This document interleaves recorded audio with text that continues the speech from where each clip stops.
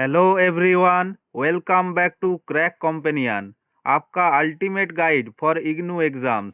दोस्तों, आज हम MEG 14 का एक बहुत ही इम्पोर्टेंट टॉपिक कवर करने जा रहे हैं, बामा की कारुक्कू। ये सिर्फ एक बुक नहीं है, ये कास्ट और रिलीजियन के खिलाफ एक बहुत बड़ी आवाज़ है। आज की वीडियो में हम इसके मेन थीम्स, बामा का स्ट्रगल और एग्जाम पॉइंट ऑफ व्यू से सारे इम्पोर्टेंट क्वेश्चंस को एकदम इजी लैंग्वेज में समझेंगे। तो अगर आप एग्जाम्स में अच्छे मार्क्स स्कोर करना चाहते हैं तो वीडियो को एंड तक जरूर देखिए। चलिए बिना किसी देरी के शुरू करते हैं। Let's at first discuss about introduction to Karukku. Karukku is a ground breaking autobiography written by Bama Faustina Mary Fatima Rani, a Tamil Dalit woman, published in 1992. It was the first autobiography by a Dalit woman in Tamil literature. कारुक्कू एक बहुत ही important autobiography है जिसे बामा ने लिखा है, जो एक तमिल दलित महिला है। ये 1992 में पब्लिश हुई थी और तमिल साहित्य लिटरेचर में किसी दलित महिला द्वारा लिखी गई ये पहली ऑटोबायोग्राफी थी। The word karukku refers to the sharp, jagged edges of a palm leaf. Bama uses this as a metaphor for the way her life was cut and scarred by the pain of caste discrimination, poverty, and religious hypocrisy. The book is not just a personal story, it is a powerful protest against the social injustices faced by the Dalit Christians in India. कारुक्कू शब्द के मतलब है palm leaf, खेजूर के पत्ते के ओ नोकीले और तीखी edges. बामा ने इसे एक मेटाफर की तरह यूज किया है, ये दिखाने के लिए कि कैसे उनकी जिंदगी जातिवाद, गरीबी और धार्मिक पाखंड के दर्द से कट गई और छलनी हो गई। ये किताब सिर्फ उनकी अपनी कहानी नहीं है, बल्कि ये उन सामाजिक अन्याय के खिलाफ एक मजबूत विरोध है जो इंडिया में दलित क्रिश्चियंस फेस करते हैं। Now let's discuss about key themes and major problems raised by Bama. First, caste discrimination, the primary conflict. Bama reveals that even as a child, she was forced to understand her place in society. She describes how the upper caste people treated her community as untouchable. Dalits were forced to live in a separate part of the village. They had to do manual labor for the upper caste. They were never allowed to touch or enter the houses of the upper caste people. बामा बताती है कि बचपन से ही उन्हें ये एहसास दिला दिया गया था कि समाज में उनकी जगह कहाँ है। दलितों को गांव के एक बिल्कुल अलग हिस्से में रहने के लिए मजबूर किया जाता था। उन्हें अपर कास्ट लोगों के लिए मेहनत मजदूरी का काम करना पड़ता था। उन्हें अपर कास्ट लोगों के घरों में घुसना या उन्हें छूने का बिल्कुल इजाजत नहीं थी। Second, discrimination within the church. Bama was a devout Catholic and eventually became a nun, hoping to find equality in Christianity. However, she found that the church was also divided by caste. The leadership, priests and bishops, often favored the wealthy and upper caste members. Dalit Christians were treated as second-class believers. बामा ने देखा कि church के अंदर भी cast के हिसाब से भेदभाव और बंटवारा था। चर्च के बड़े पदों पर बैठे लोग, प्रीस्ट और बिशप, अक्सर अमीर और अपर कास्ट क्रिश्चियंस का ही साथ देते थे। दलित क्रिश्चियंस को सेकंड क्लास या निचले दर्जे का भक्त माना जाता था। 3. Education as a tool for freedom. A major theme is the importance of education. Bama's elder brother Annachi tells her that because they were born into a low caste, the only way to gain respect is through studying and excelling. Education became her weapon to fight back against the system.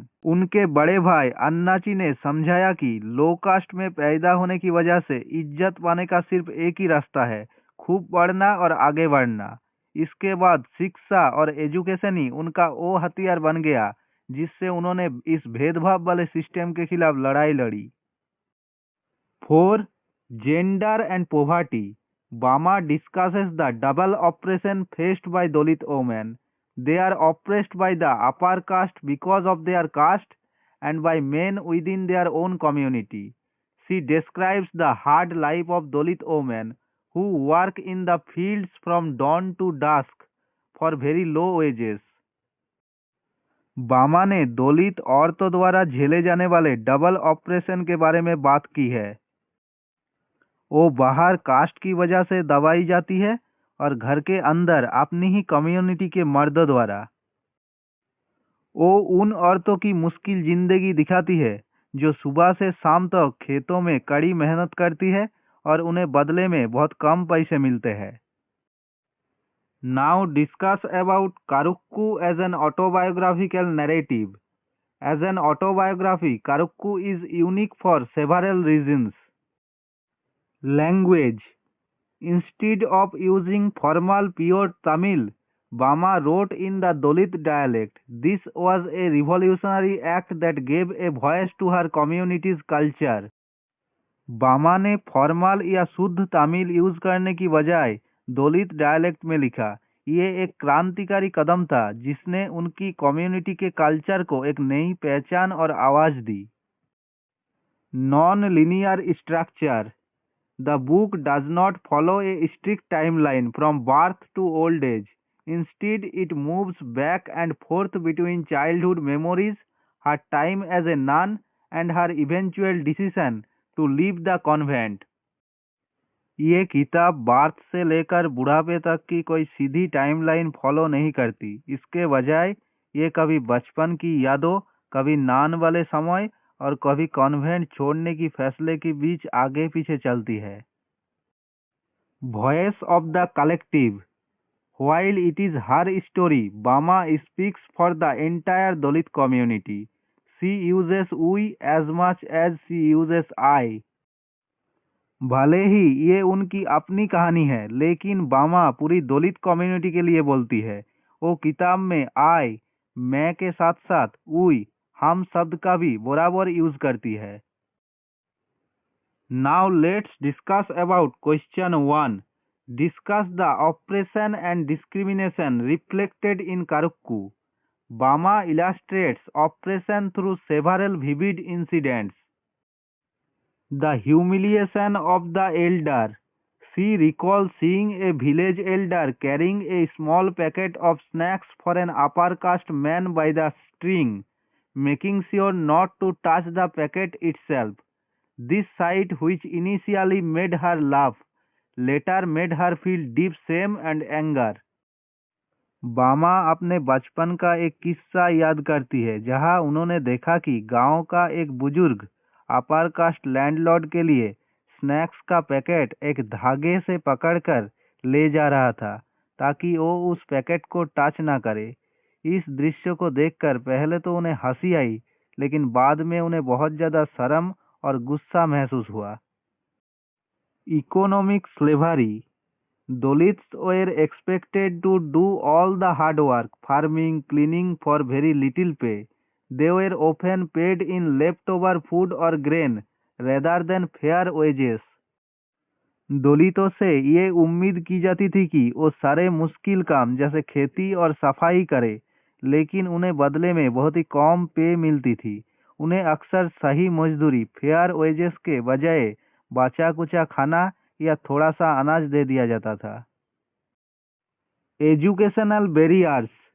Even in schools, Dalit children were often made to do menial task like cleaning the playground और toilets, while upper caste children were treated with more dignity.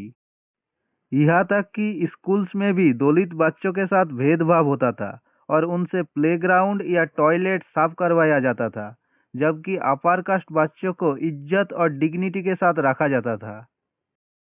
Now let's discuss about question number 2. What are the problems Bama faced within the convent और church? Bama joined the convent to serve the poor and escape casteism. However, she realized the convent focused on educating the rich rather than helping the poor. Nuns from upper caste backgrounds look down upon Dalit nuns. The god priests in the church seem to belong only to the wealthy, while the poor were told to accept their suffering as God's will. बामा ने देखा कि convent का असली focus गरीबों की मदद करना नहीं था, बल्कि वो सिर्फ अमीर लोगों को एजुकेट करने पर ध्यान देते थे। जो नान्स अपर कास्ट बैकग्राउंड से आती थी, वो दलित नान्स को नीची नज़र से देखती थी और उन्हें हमेशा कमतर समझती थी। चर्च में जिस भगवान की बातें की जाती थी, वो सिर्फ अमीरों के लगते थे, जबकि गरीबों को ये कहकर चुप करा दिया जाता था कि उनका दुख और तकलीफ भगवान की मर्जी है। Now at last discuss about conclusion. Karukku is a story of pain, awakening and courage. It ends with Bama leaving the convent to find her true identity. She realizes that she does not need a religious institution to find God or to serve her people.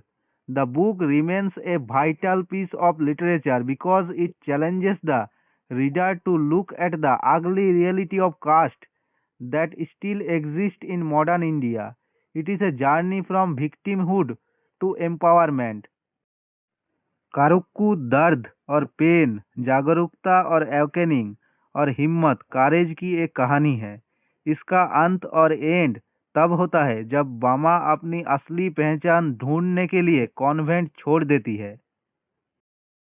उन्हें एहसास होता है कि भगवान को पाने या अपनी लोगों की सेवा करने के लिए उन्हें किसी धार्मिक संस्थान और रिलीजियस इंस्टीट्यूशन की ज़रूरत नहीं है। ये किताब आज भी बहुत इम्पोर्टेंट है क्योंकि ये रीडर्स को मॉडर्न इंडिया में फैली जातिवाद और कास्ट सिस्टम की कड़वी सच्चाई को देखने पर मजबूर करती है। ये कहानी एक बेचारी या शिकार बनने से लेकर एक शक्तिशाली और मजबूत इंसान बनने तक का सफ़र है। तो दोस्तों, ये था कारुक्कू का एक कॉम्प्लीट और इजी एक्सप्लेनेशन। उम्मीद है अब आपको इस टॉपिक में कोई डाउट नहीं होगा। अगर आपको ये वीडियो हेल्पफुल लगी है तो प्लीज़ इसे लाइक करें और अपने इग्नू फ्रेंड्स के साथ शेयर जरूर करें। ऐसे ही और चैप्टर्स के सिंप्लीफाइड नोट्स के लिए क्रैक कंपेनियन को सब्सक्राइब करना ना भूलें। मिलते हैं अगली वीडियो में एक नया टॉपिक के साथ। तब तक के लिए keep studying and all the best for your exams.